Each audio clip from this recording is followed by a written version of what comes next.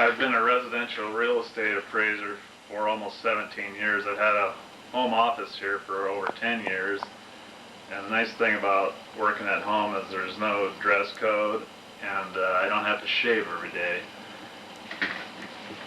And right here I've got some television antennas for convenient viewing, as well as a television right here, which I'm sure network executives would appreciate. There's no cable in this household. But one of the nicest things also about working at home is whenever I get tired, I have a guest bedroom right here, conveniently located. So I just lay down here and take a little nap.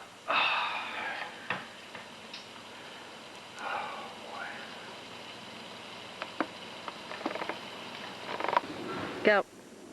I got my strap too tight. Can't really talk. Almost painful.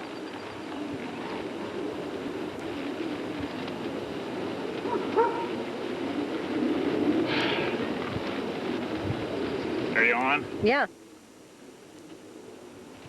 This is a 1947 Indian chief that I've owned for several years, part of an early midlife crisis. I'm the vice president of the Oregon Trail chapter of the Antique Motorcycle Club of America. Most people want to own new Harleys. I wanted something different. And for many reasons, you can see why they don't make them like they used to. I gotta do that over. This is a 1947 Indian chief that I've owned for several years, part of an early midlife crisis. I'm the vice president of the Oregon Trail chapter of the Antique Motorcycle Club of America.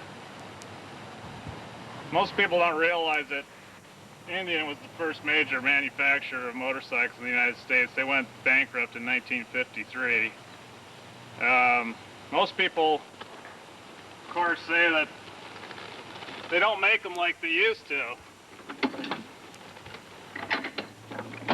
There's really good reasons for that.